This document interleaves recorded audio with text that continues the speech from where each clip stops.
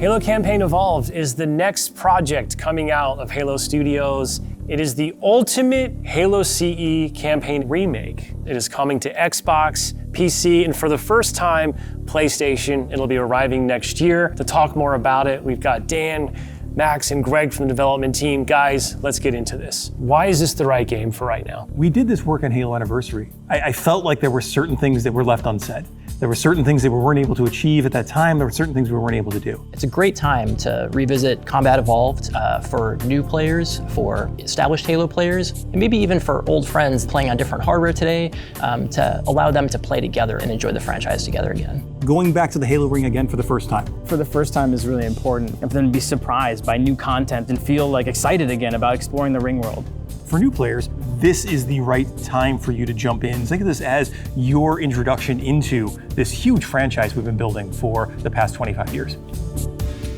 I'm curious how you're going to focus on capturing the essence of the original, knowing that you need to evolve to kind of move the experience forward. Yeah, from design, we don't take that lightly at all. Whenever we make a change, the number one thing was to be true to the original game. For every one of those topics that comes up, there's someone who is incredibly passionate on the other side saying we can, like, that is sacred. We do not move that crate. It's really about looking across, what we've learned over the years, what technology we've built, and how we can tie that back into this experience. So in this game, up to 4 people can play the campaign together, regardless of which platform they're on.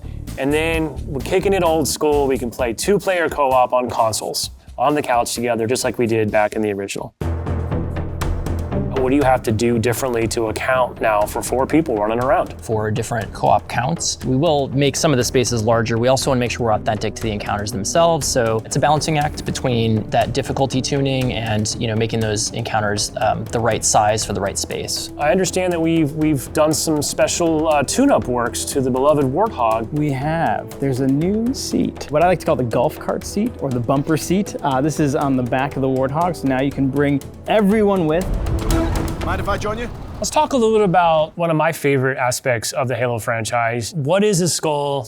What's cool about it? What does it do? A skull is a gameplay modifier, generally mean-spirited. It makes the game more challenging for the player. The combination, the pairing of these different skulls and how that's going to create that new gameplay experience. Huge amount of replay options for folks. I love the replayability that skulls bring to a campaign.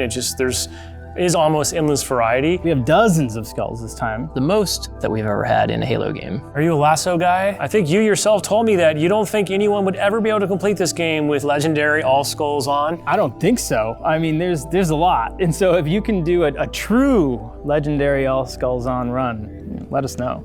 Because I'd love to see it. I think, that'd be really hard. If there's one thing that this community has shown us is do not underestimate them, and they will find a way. So Halo's always been known for its sandbox. How has this evolved? We made sure that anything we included isn't going to drastically change the way the game plays, to change the sandbox in a drastic way, but there's some really fun kind of additions, and that's across enemies, weapons, vehicles, things that in the original CE you weren't able to do before that you now can. You finally killed the elite with the sword. That weapon hits the floor and you can pick that up and just kind of really take it to the enemy. It's great. The sound design. All these weapons, by the way, have been painstakingly remodeled, rebuilt, higher fidelity. How do all these things kind of come to life? That comes across through the way they look, the way they sound, the effects, the actual panels on the weapons themselves, the ammo counters. With Unreal, the fully dynamic lighting within Lumen allows us to get those effects, right? That rich plasma lighting up and brightening the environments. Of course, one of the hallmark elements of Halo CE is what becomes kind of a three-way battle with the introduction of the Flood. There was quite a bit of development between Halo CE and 3 to kind of how the Flood behaved and just how they interacted with the player. So we've pulled a lot of those Flood behaviors into this game. And I would say this is a learning specifically from CE to Anniversary, which is just kind of that mood, the atmosphere, the tension, the horror, and really delivering on that from the way that we stage the encounters and the setup and how we reveal the Flood. In Halo Legacy, there were some pure form units. We've pulled in a familiar friend, familiar fiend, if you will, to challenge the player. Talk to me just a little bit about how we're approaching the narrative aspects to bring it up to the same level as the rest of this game. We want to tell an authentic story and we want to level up the cinematics from the source.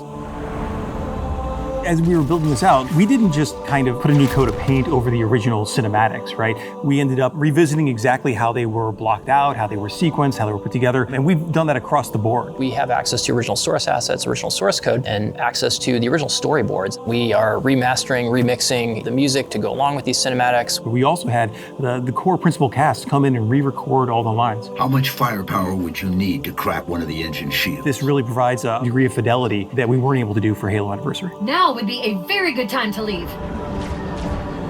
I'm super excited that this game will include 3 brand new bonus missions. Tell me a little bit about that. It was really important that we preserve the original story as it is. So these missions specifically are meant to be a prequel, a setup for, the main course. These new missions are going to offer some new opportunities for character interactions, maybe between, Chief and Johnson. We've got some new mechanics, maybe some new AI behaviors, things that haven't been done before in Halo CE. I think we're just getting started. So where are we right now at this stage in development? What can you share with us? In the past few weeks, we've been able to start engaging and sending builds out to some of our community members.